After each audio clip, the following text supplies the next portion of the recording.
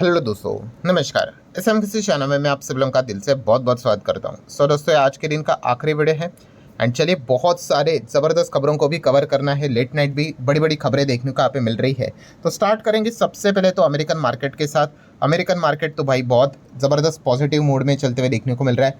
350 point की तेज़ी video बना रहा हूँ तभी तक की बात है, बट ऐसा लग रहा है कि शायद से तेज़ी के साथ ही बंद यहाँ पे हो जाए। नैस्डैक भी एकदम ही कमाल का परफॉर्मेंस दिखा रहा है, 1% से ज़्यादा तेजी के साथ चलते हुए देखने को मिल रहा है। सो बेसिकली देखा गया तो दो कारण देखने को मिल रहे हैं। पहला कारण तो आपको पता ही है, गुरुवार के दिन जो डेटा आ जाता है जॉब रिलेटेड डेटा, तो वो मार्केट को काफ़ी पसंद आया। काफ़ी स्ट्रॉन्ग डेटा देखने को मिल गया। मतलब अनुमान था 2,40,000 लोग जॉबलेस क्लेम से रिलेटेड डेटा निकल कर आएगा, बट एक्चुअल में आया 2,33,000 ही। सो हम कह सकते हैं अनुमान के हिसाब से कम डेटा देखने को मिला, और ये जितना कम उतना अच्छा। तो इसलिए मार्केट ने इस डेटा के चलते बाजार में थम्सअप देखने को यहाँ पे मिला है। सेकंड इंपॉर्टेंट पॉइंट की अगर बात करेंगे दोस्तों, तो आप सभी लोगों को पता ही है, यस, अमेरिका जो ये अभी ट्रेड डील्स करते हुए देखने को मिल रही है टैरिफ के डर के चलते। तो अभी कल के दिन इस टॉपिक को भी मैंने डिटेल में कवर किया था कि पहली कंट्री कौन सी होगी, वियतनाम। एंड वियतनाम तो पूरा सरेंडर कर गया अमेरिका के सामने कि भाई उनका सामान अमेरिका में 20% टैक्स लगेगा, एंड अमेरिका का सामान जो जाएगा वियतनाम में भाई बिना किसी टैरिफ के 0%। ठीक है, तो वो काफ़ी सस्ता हो जाएगा, और इस चीज़ के चलते अमेरिकन सामान वियतनाम में काफ़ी अच्छा खासा बिजनेस कर सकते हैं। इसके चांसेस काफ़ी हम लोग को देखने को यहाँ पे मिल रहे हैं। सो हम कह सकते हैं दोस्तों, इस चीज़ के चलते अमेरिकन मार्केट में कल के दिन भी ठीक परफॉर्मेंस देखने को मिल रहा था, एंड आज के दिन भी ठीक परफॉर्मेंस हम लोग को देखने को मिल रहा है। एंड आपको पता ही है 9 जुलाई नज़दीक आते हुए देखने को मिल रहा है। तो ऐसे मल्टीपल खबरें हम लोग को आने वाले समय में सुनने को और देखने को मिल सकती है। ठीक है, बाकी देश में क्या होगा, उनसे साथ डील होगी नहीं होगी, कोई अनाउंसमेंट होगी नहीं होगी, उसके बारे में तो हमें पता नहीं है। बट हमारा फोकस किसके ऊपर होना चाहिए, यस, कि इंडिया एंड अमेरिका उससे रिलेटेड ट्रेड डील में क्या हुआ है। तो अभी भी कोई ऑफिशियल खबर तो यहाँ पे है नहीं, बट सोर्सेस के जरिए दोस्तों बताया जा रहा है दोस्तों कि अगले 48 घंटे 48 आवर्स में एक अनाउंसमेंट होने वाली है। यस, मिनी ट्रेड डील्स की बातें यहाँ पे की जा रही है दोस्तों, जहाँ पे बोला जा रहा है कि इंडिया थोड़ा सा कंसेशन के लिए यहाँ पे लगातार पुश करते हुए देखने को मिल रहा है, सोर्सेस के जरिए है। ठीक है, मतलब खास करके हम कह सकते हैं दोस्तों, जो इंडिया की बात कर ले, ठीक है, वो इंडिया थोड़ा एग्रीकल्चर सेक्टर को लेकर मतलब रेड लाइन ड्रॉ करने की कोशिश कर रहे हैं। क्योंकि जैसे मैंने आपको बताया कि अमेरिका ने इसके पहले भी इंटरेस्ट दिखाया था कि वो इंडिया के एग्रीकल्चर सेक्टर में घुसने की कोशिश कर रहा है। ठीक है, एंड सरकार आप सभी लोगों को पता है भाई, फार्मर्स को प्रोटेक्ट करने की जिम्मेदारी इनके ऊपर यहाँ पे होती है। अगर विदेशी कंपनियां अगर यहाँ पे अंधाधुंध एंटर करने अगर लग गई, ठीक है, एंट्री तो अभी भी कर सकते हैं, बट इतना टैक्स लगा देते हैं उनके ऊपर कि चीज़ें उनकी इतनी महंगी हो जाती है कि मतलब वो आते ही नहीं है, और आएंगे तो क्या ही फ़ायदा। 100 की चीज़ 500 1000 रुपये होगी, कौन खरीदेगा भाई। तो इसीलिए यहाँ पे देखा गया तो एग्रीकल्चर सेक्टर को लेकर ही थोड़ा सा इशू यहाँ पे चल रहा है। बाकी चीज़ें तो समहाउ यहाँ पे मैनेज हो सकती है। तो इसीलिए आप देख सकते हो दोस्तों, interim trade deal with the America likely to be announce in somewhere around 48 hours. So हम बेसिकली कह सकते हैं दोस्तों, टाइमिंग यहाँ पे स्टार्ट हो चुका है। 48 आवर्स मतलब लगभग 2 दिन के भीतर भीतर यहाँ पे कोई बड़ी अनाउंसमेंट यहाँ पे हो सकती है। एंड जैसे कि मैंने इसके पहले भी स्पष्ट रूप से आपको यहाँ पे बताया है कि मानो ट्रेड डील अगर नहीं हुई तो उससे रिलेटेड नेगेटिव रिएक्शन तो देखने को यहाँ पे मिल जाएगा, बट अगर ट्रेड डील हुई तो इसका अर्थ ये नहीं कि सेलिब्रेट करना है, पहले देखना है कि कौन सी कीमत क्या चुकानी पड़ रही है। अभी वियतनाम का देख लो, ठीक है, ट्रेड डील हो गई, वियतनाम को क्या मिल गया भाई, ठीक है, उनका सामान तो चलो 48% से 20 हो गया, वो अच्छी बात है, बट अमेरिका तो पूरा उनके मार्केट में एंटर कर देगा, ठीक है, 0% टैरिफ के साथ। तो ये देखने वाली बात है कि ट्रेड डील अगर होती है विथ मतलब क्या टर्म्स एंड कंडीशन रहेंगे, ठीक है, उसके हिसाब से बाजार रिएक्ट करते हुए देखने को यहाँ पे मिलने वाला है। आगे बढ़ेंगे दोस्तों, तो नाइका कंपनी आज के दिन गिरावट की एक्सपेक्टेशन ही था, शेयर 4% गिरा। क्यों? क्योंकि जैसे कल भी आपको बताया कि फैमिली जो है, बंगा फैमिली है, वो क्या कर रहे हैं, अपना स्टेक बेच रहे हैं ब्लॉक डील के जरिए, तो इसलिए वो गिरावट देखने को मिली है। नेक्स्ट अगर हम लोग बात करेंगे दोस्तों, फिल्मिस्तान स्टूडियो, तो ये बिकते हुए देखने को मिल रहा है। कौन खरीद रहा है? Arcade developers. तो आप सभी लोग यहाँ पे देख सकते हैं, इसी चीज़ के चलते स्टॉक में 4.5% की तेज़ी हम लोग को देखने को यहाँ पे मिल रही है। एंड अगर हम लोग यहाँ पे बात करें दोस्तों, तो ये कितने में डील होते हुए देखने को मिल रहे हैं? 183 करोड़ में। ठीक है, तो ये पूरा स्टूडियो उन्होंने यहाँ पे खरीद लिया है। नेक्स्ट बात करेंगे इंडिगो के मैनेजमेंट में बदलाव होते हुए देखने को यहाँ पे मिल रहा है। कौन नए एज अ डायरेक्टर हम लोग को एंटर करते हुए देखने को मिल रहे हैं? तो आप यहाँ पे देख सकते हो, जो एक्स नीति आयोग के CEO है, G20 के अगर हम लोग यहाँ पे बात कर ले, Sherpa Amita Kanta as a director हम लोगों को यहाँ पे इंडिया में फिलहाल तो देखने को यहाँ पे मिल रहे हैं। सो मैनेजमेंट से रिलेटेड जो भी बड़े बदलाव हम लोग को देखने को यहाँ पे मिल जाते हैं वो हमें पता होने चाहिए। देन मोतीलाल ओसवाल की अगर हम लोग यहाँ पे बात कर ले, आज के दिन एकदम सडनली तेजी देखने को मिल गई। तो ऐसा क्या हो गया भाई मोतीलाल ओसवाल में, तो इनका AUM जो हम लोग को देखने को मिल जाता है वो 1.5 लाख करोड़ को क्रॉस करते हुए देखने को मिल चुका है, विच इज़ 34% जंप। ठीक है, तो ऑब्वियसली इनका बिजनेस वही देखने को मिल जाता है। और जैसे अभी मैंने एक वीडियो भी बनाया था जियो का, कि जियो भी इस स्पेस में हम लोग को वर्क करते हुए देखने को मिल रहा है, बट यहाँ पे इतने सारे बड़े बड़े प्लेयर्स देखने को मिल रहे हैं, तो जियो को भी काफ़ी चैलेंज यहाँ पे रहने वाला है। जियो मतलब JFS की बात कर रहे हैं कि कैसे वो यहाँ पे डील करेंगे, वो देखना इंटरेस्टिंग फैक्टर यहाँ पे होने वाला है।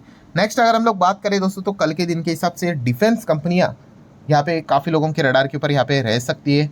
क्यों ऐसा, इसके पीछे का रीज़न क्या है दोस्तों, तो DAC की बात करें, DAC मतलब फुल फॉर्म क्या है, डिफेंस एक्विजिशन काउंसिल की बात करें, इन्होंने यहाँ पे क्लियरेंस दे दिया है दोस्तों 10 कैपिटल एक्विजिशन प्रपोजल।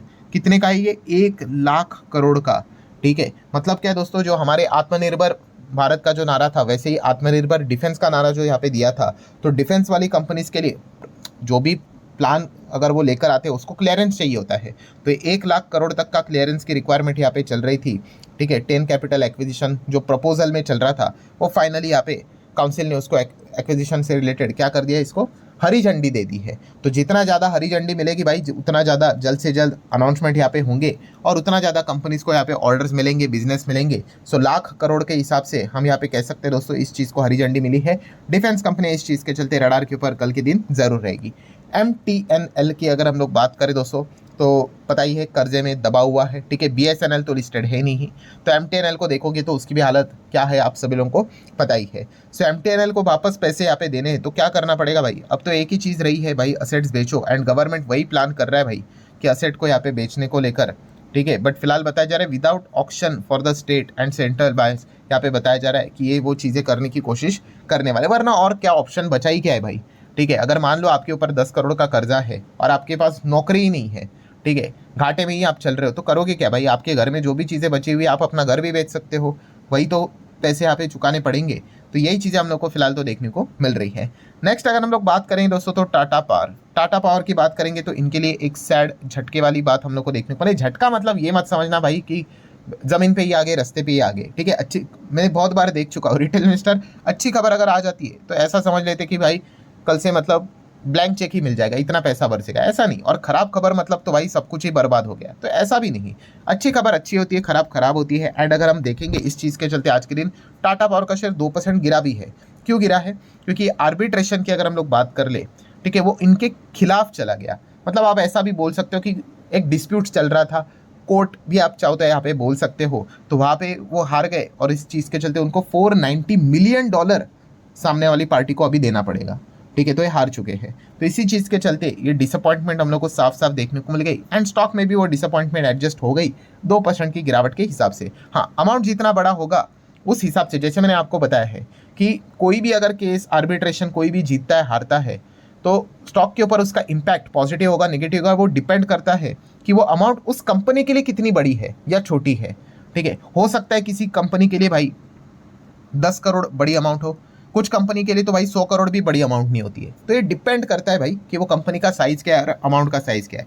देन अगर हम बात करें दोस्तों, तो FIS DIS एक्टिविटीज़। सो आज के दिन की अगर बात करेंगे तो अगेन आप यहाँ पे देख ही सकते हैं, FIS तो लगातार बेचने का ही काम कर रहे हैं। 1770 करोड़ के आसपास का माल बिक चुका है। और DIS की बात करें, वो तो माल यहाँ पे खरीद ही रहे हैं। सो फिलहाल तो अनसर्टिनिटी है। 9 तारीख फिलहाल तो हम कह सकते हैं वही एक लटकती हुई तलवार है। और ऐसी कोई बात नहीं भाई, 9 तारीख खत्म तो भाई सब कुछ ही, उसके बाद रोशनी रोशनी हो जाएगी, बिल्कुल भी नहीं। उसके बाद आपको पता ही है ट्रंप टैरिफ का खेल खेलने ही वाले हैं। उसके बाद एक नया बड़ा महा एपिसोड आने वाला है। कौन सा, वो रशिया का ऑयल को लेकर भी टैरिफ की बात कर रहे थे कि एक बिल लेकर आएंगे, रशिया के साथ डील करेंगे, वो देख लेंगे बाद में क्या होता है। बट ये फिलहाल तो चीज़ें देखने को मिल रही है। HDB फाइनेंशियल की बात करेंगे तो आज के दिन भी काफ़ी पॉजिटिव ही परफॉर्मेंस देखने को मिल गया। आप देख सकते हैं 3.25% की तेज़ी देखने को मिली थी, लिस्टिंग के बाद भी अच्छा देखने को मिल गया। बिटकॉइन वापस $1,10,000 के आसपास जाते हुए देखने को मिल रहा है। रुपये की अगर बात कर ले तो आप यहाँ पे देख सकते हैं 85 से लेके 86 के ही रेंज में ट्रेड करते हुए देखने को मिल रहा है। देन अगर गोल्ड की बात कर ले, गोल्ड वापस चमकते हुए देखने को मिल रहा है। 1 लाख के पार गोल्ड हम लोग को वापस बहुत सारे सिटीज़ में जाते हुए देखने को यहाँ पे मिल चुका है।